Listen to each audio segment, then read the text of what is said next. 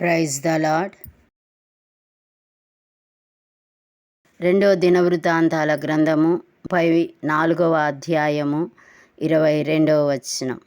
అప్పుడు హిల్కీయాయును రాజు నియమించిన వారును సంగతిని గూర్చి విచారణ చేయుటకై అహర్వరేషుకు పుట్టిన తిక్వా కుమారుడును వస్త్రశాలకు పై విచారణకర్తయునగు షెలోము యొక్క భార్య అయిన హుల్దా అను ప్రవక్తి యొద్దకు పోయిరి.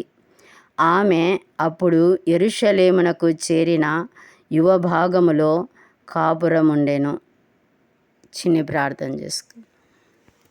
మహోన్నతుడా, గొప్ప దేవ, మీకే స్తుతి స్తోత్రములు వందనాలు చెల్లిస్తుంటున్నాం యేసయ్య. స్వయంగా మీరు మాతో మాట్లాడవలసిన మాటలను నాయన ఈ పరిశుద్ధ గ్రంథంలో వ్రాయించినారు తండ్రి.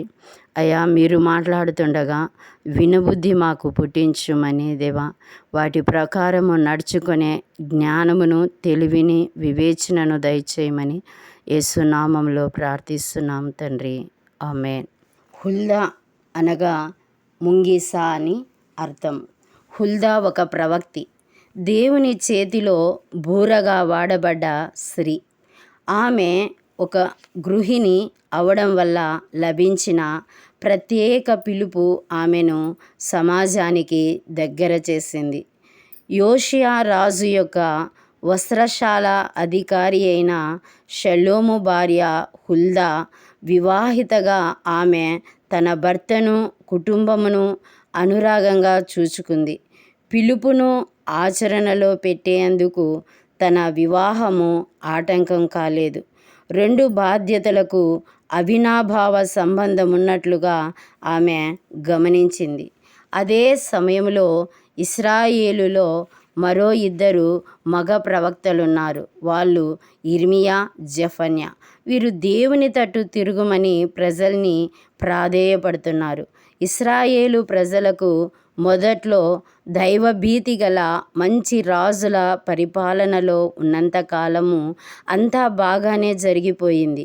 యెహోవాకు యథార్థముగా జీవించిన దావీదు రాజు పాలనలో దేవుడు ఇశ్రాయేలును బహుగా ఆశీర్వదించాడు. తర్వాత కాలంలో ఇశ్రాయేలులు క్రమక్రమముగా ఆధ్యాత్మికముగా చెడిపోయారు. దైవ నిబంధన నుండి మరి ఎక్కువ దూరమైపోయారు. మనష్షే, ఆమోనుల అనేక మంది రాజులు దేవునికి దూరమయ్యారు. యోషియా రాజు తండ్రి ఆమోను, తాత మనష్షే. ఇంకా కొంతమంది రాజులు బహు క్రూరులై ఆధ్యాత్మికంగా దిగజారిపోయారు. వీరంతా ఇష్టపూర్వకముగానే విగ్రహారాధకులైరి. అనేక సంవత్సరాల తరువాత మొట్టమొదటిసారిగా దేవుణ్ణి ప్రేమించి సేవించిన రాజు, యూదా రాజుగా యోషియా రాజు వచ్చాడు. యోషియా రాజు తన పితరుడైన దావీదు అడుగుజాడల్లో నడిచి దైవ శాసనాల్ని జాగ్రత్తగా పాటించినాడు. తన తల్లి యొదీదా ప్రభావం వలనే తనకు దేవుని ఎడల ఇంతటి సమర్పణ జీవితము అలవడింది. ఇతడు తప్పుడు దేవతల బలిపీఠాల్ని పడద్రోసి విగ్రహాల్ని చూర్ణం చేసి విగ్రహారాధనలో మునిగి తేలుతున్న ఆ దేశాన్ని శుభ్రపరచనారంభించినాడు. పనివాళ్ళను పెట్టి దేవాలయాన్ని మరమ్మత్తు చేయించాడు. మరమ్మతులకు అవసరమైన డబ్బు వెలికి తీస్తుండగా మోషే ధర్మశాస్త్రము యాజకుడైన హిల్కీయాకు ఆలయములో దొరికింది. ఆ గ్రంథంలోని మాటలను శాస్త్రియగు షాఫాను రాజుగారికి చదివి వినిపించెను. ఆ ధర్మశాస్త్రంలోని మాటలను విన్న రాజుగారు తన వస్త్రాల్ని చింపుకున్నాడు. ఒక దేశముగా, ఒక జాతిగా లిఖితమైన దైవ శాసనాల్ని మనం పాటించడం లేదని రాజుగారు భయభ్రాంతులతో నిండిపోయారు. తన ప్రజల పాపం విషయంలో సిగ్గుపడ్డాడు.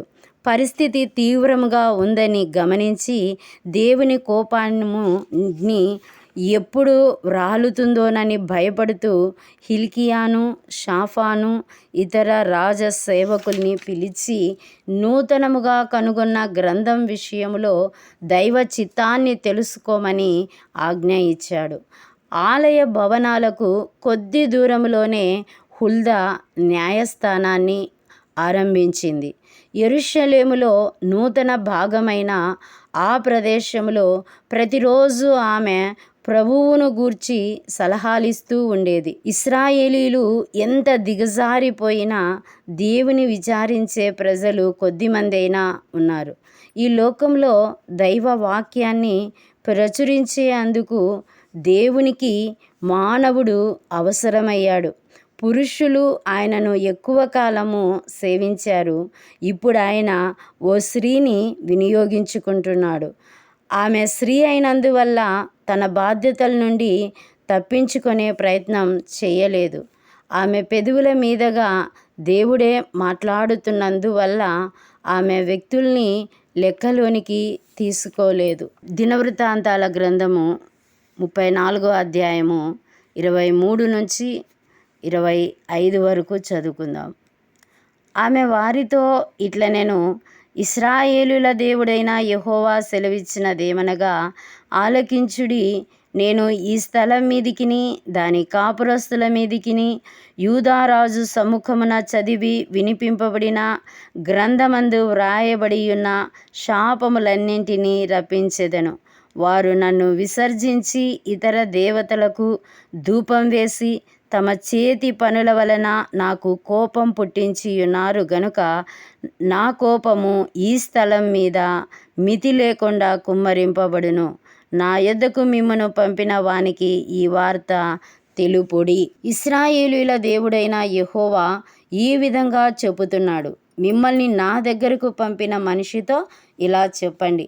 దేవుడు ఇలా చెబుతున్నాడు అనే మాటల్లోనే ప్రవక్తిగా ఆమె చెప్పే విషయాలకు విలువ వస్తుంది. దేశము, జాతి మొత్తము సర్వనాశనము కాబోతున్నట్లు ఆమె ప్రవచించింది. వాళ్ళు దైవ వాక్యాన్ని నిర్లక్ష్యం చేసి దేవునికి విరోధులయ్యారు. సర్వనాశనాన్ని సూచించే భయంకర వర్తమానము ఇప్పుడొచ్చింది. అయినా హుల్దా ఏమీ దాచిపెట్టలేదు. ప్రవచనం పలకడం వల్ల వచ్చే ఫలితాన్ని గూర్చి ఆమె భయపడలేదు. 34వ అధ్యాయమే 26 నుంచి 28 వరకు చదువుకుందాం. మరియు యెహోవా యొద్ద విచారించుడని మిమ్మును పంపిన యూదారాజుకు మీరు ఈ మాట తెలియజెప్పుడి. నీవు ఎవని మాటలు విని ఉన్నావో ఇశ్రాయేలుల దేవుడైన ఆ యెహోవా సెలవిచ్చినదేమనగా, నీ మనస్సు మెత్తనిదై ఈ స్థలం మీదను దాని కాపురస్తుల మీదను దేవుడు పలికిన మాటలను నీవు వినినప్పుడు నా సన్నిధిన నిన్ను నీవు తగ్గించుకొని నీ వస్త్రములు చింపుకొని నా సన్నిధిన కన్నీరు విడిచితివి గనుక నీ మనవి నేను ఆలకించి తిని నేను నీ పితరుల యొద్ద నిన్ను చేర్చెదను. నెమ్మది గలవాడవై నీవు నీ సమాధిలోనికి చేర్చబడుదువు. ఈ స్థలం మీదికిని దాని కాపురస్తుల మీదికిని నేను రప్పించు అపాయము నీవు కన్నులారా చూడవు. దేవుని మాటల్లో ఒక తీర్పు మాత్రమే కాక కృప కూడా ఉంటుంది. యోషియా రాజు దేవుని పట్ల చూపిస్తున్న ప్రేమ, నమ్మకత్వము, లేఖనాల విషయములో అతని చురుకైన మెలకువల్ని దేవుడు గమనించాడు. అందువల్ల యోషియా రాజు మరణించేదాకా ఆయన తీర్పును వాయిదా వేశాడు. సిద్కియా రాజు పరిపాలనా కాలంలో ఇశ్రాయేలుల మీదికి ఆ దైవ తీర్పు రాబోతుంది. హుల్దా ఇచ్చిన దైవ వర్తమానాన్ని విన్న యోషియా రాజు ఆమె ద్వారా దేవుడే మాట్లాడాడని నిస్సందేహముగా నమ్మాడు. అందువల్ల అతి త్వరగా ఏదైనా చేయాలని భావించాడు. తగిన చర్య తీసుకోవాలనుకున్నాడు. 29-30 వచనం చదువుకుందాం. వారు రాజు నొద్దకు ఈ వర్తమానము తీసుకొని రాగా రాజు యూదా యెరూషలేములోని పెద్దలందరినీ పిలవనంపించి వారిని సమకూర్చెను. రాజును యూదా వారందరును, యెరూషలేము కాపురస్తులను, యాజకులను, లేవీయులను, జనులలో పిన్న పెద్దలందరూ యెహోవా మందిరమునకు రాగా, యెహోవా మందిరమందు దొరికిన నిబంధన గ్రంథపు మాటలన్నీయు వారికి వినిపింపబడెను. ప్రజానాయకులతో కలిసి సరాసరి దేవాలయంలోనికి వెళ్ళాడు రాజు. యెరూషలేము యూదాలో ఉన్న చిన్నలకు పెద్దలకు ప్రజలందరికీ దైవ శాసనాన్ని చదివి వినిపించాడు. ప్రజలు కూడా చాలా ఆసక్తితో ఉన్నారు. రాజుల వారు కూడా దేవుడు తన ప్రవక్తి హుల్దా ద్వారా మాట్లాడాడని విశ్వసించారు. ఫలితముగా అంతకు ముందెన్నడూ లేని ఉజ్జీవము ప్రజల్లో చెలరేగింది. రాజు, ప్రజానాయకులు దేశమంతా దేవునితో నూతనముగా నిబంధన చేసుకున్నారు. అప్పటి నుండి దేవుణ్ణి సేవిస్తామని గట్టి ప్రతిజ్ఞ కూడా చేశారు. సంపూర్ణ హృదయముతో, సంపూర్ణ ఆత్మతో ఆయనకు విధేయులుగా ఉండేందుకు అందరూ తమ ఇష్టాన్ని తెలియజేశారు. ఒక పూర్తి సంస్కరణ జరిగింది.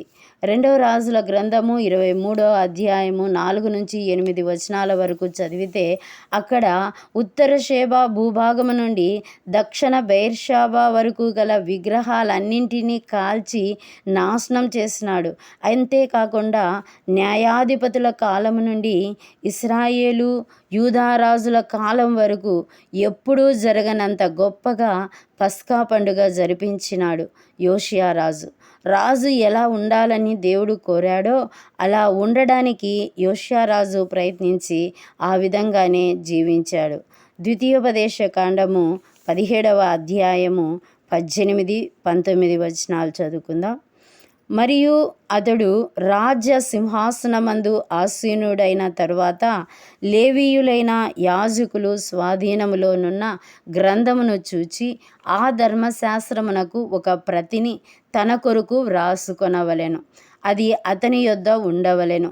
తన రాజ్యమందు తానును తన కుమారులను ఇశ్రాయేలు మధ్యన దీర్ఘాయుష్మంతులగుటకై తాను తన సహోదరుల మీద గర్వించి ఈ ధర్మమును విడిచిపెట్టి కుడికి గాని ఎడమకు గాని తాను తొలగక యుండునట్లు తన దేవుడైన యెహోవాకు భయపడి ఈ ధర్మశాస్త్ర వాక్యములన్నింటినీ ఈ కట్టడలను అనుసరించి నడువ నేర్చుకొనుటకు అతడు తాను బ్రతుకు దినములన్నింటను ఆ గ్రంథమును చదువుచుండవలెను. యోషియా రాజు దైవ వాక్యాన్ని పఠించి ధ్యానించి ఆ విధంగా నడుచుకోవడంతో అతడు దైవ ఆశీర్వాదాల్ని అనుభవించాడు. విధేయత వెంట దైవ ఆశీర్వాదం వస్తుంది. అవిధేయత వెంట దైవ శాపం వస్తుంది. లేఖనాలు వినడం ద్వారా యోషియా రాజు జీవితమే కాక దేశమంతా మారిపోయింది. యూదాలో ఎన్నడూ లేని విధముగా దైవారాధన సంస్కరింపబడింది. దైవ విరుద్ధమైన దేశము సజీవుడైన దేవుని వైపు మరోసారి మళ్ళింది.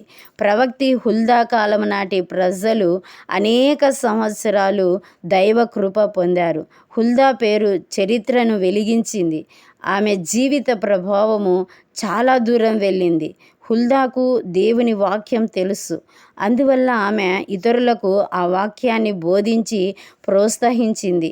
అందరు స్త్రీల మాదిరి హుల్దా కూడా ఒక స్త్రీ మాత్రమే.